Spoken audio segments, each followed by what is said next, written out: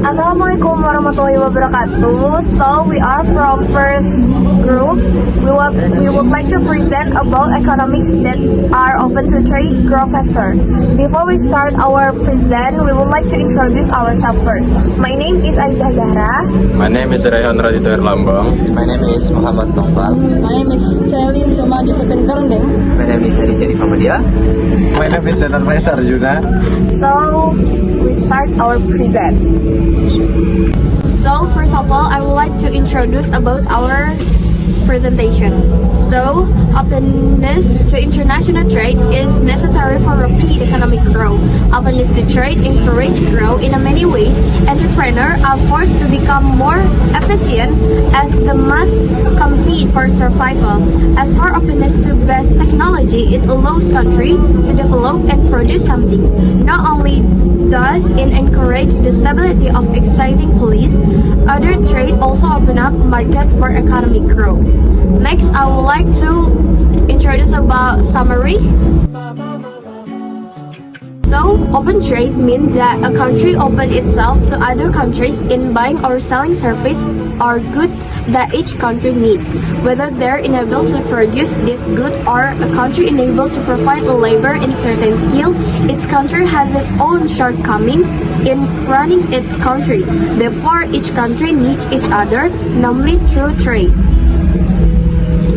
And then, free import that export or minimal barriers such as foreign goods can enter easily, and local goods can be sold abroad without strict restrictions. Little protection from the government such as not overly protection domestic product with strict rule and being open to the advancement of goods from outside. Next, I have the example of the country. First, it's Vietnam. With its openness to trade with other countries and also its trade policy that are considered loose are bearing fruit. Many companies such as Apple, Tesla, and others dare to invest by building a factory in Vietnam and certainly greatly boost the economy and expand employment for the Vietnam people. Even though Vietnam has a communist ideology that tends to be closed and independent. Second is Indonesia, which is still complicated in its open trade system. Recently, such as an Apple and Tesla just discouraged the intention to build factory in Indonesia because the creation process is very complicated, such as Apple who wants to open directly its store and a factory in Indonesia. Indonesia issued a condition the Apple Music Corporation with domestic companies in running its business in Indonesia, but Apple is also its store and a factory through the world.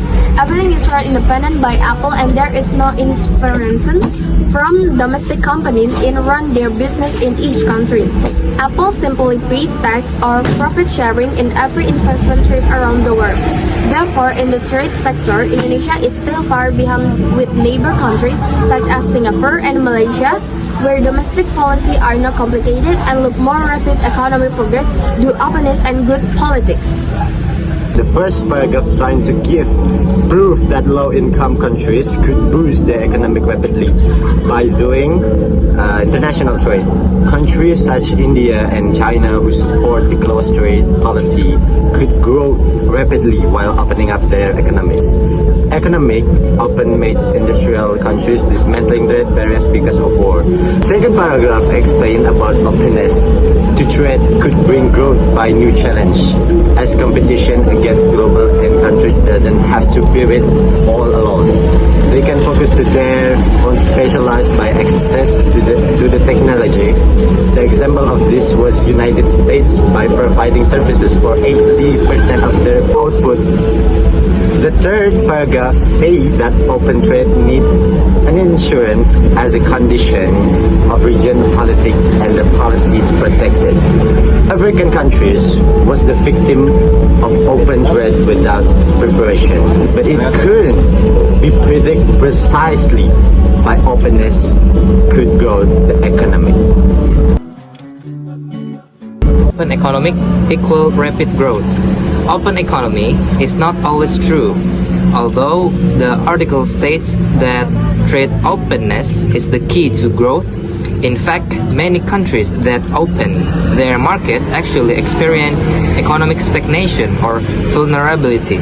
For example, countries in sub-Saharan Africa such as Kenya and Nigeria that receive the IMF or World Bank liberalization program in the 1980s to 1990s actually experienced deindustrialization, unemployment, and dependence on imports. So, poor countries are more protectionist? Well, Panagaria claims that poor countries have higher tariff, but he ignores the non-tariff form of protectionism, such as agricultural subsidies that rich countries use. For example, the EU, the Europe, and the US spend billions of dollars on agricultural subsidies, which depress global commodity price and undermine the competitiveness of farmers and poor countries.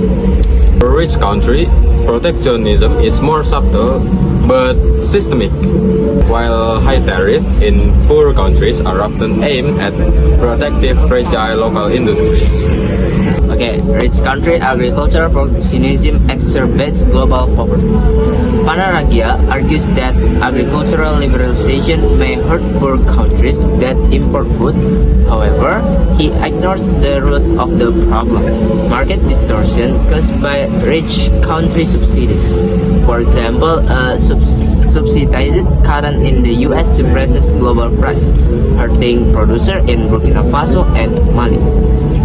If subsidies were removed, even if global price rose, poor countries with agricultural potential, such as those in West Africa, could increase export and reduce their dependence on imports.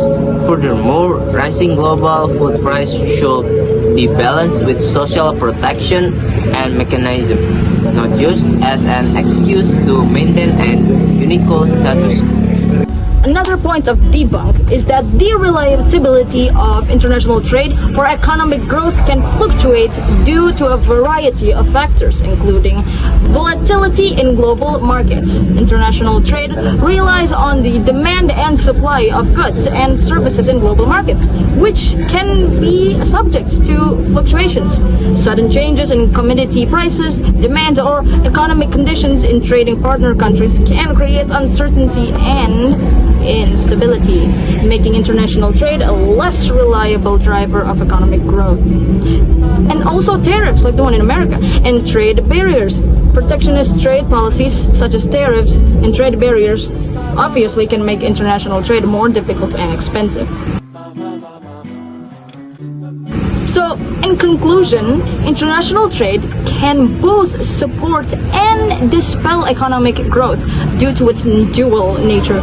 On the one hand, international trade can facilitate economic growth by increasing access to resources, markets, and technologies that may not be available domestically. Through trade, countries can exchange goods and services, leading to increased economic productivity and growth. On the other hand, international trade can also dispel economic growth by creating disruptions and inequalities within the global economy. The inequality you could also see with the tariff that is going on. Alright, that is the result of our discussion about how countries that are open to international trade can have many situations resulted from it. It could benefit from international trade. It could also cause many instabilities, such as tariffs and many other things that we are aware that is actually happening in the world. So that's all from us. Bye! Don't forget to like, comment, and 15 subscribe. UCL. 15 UCL.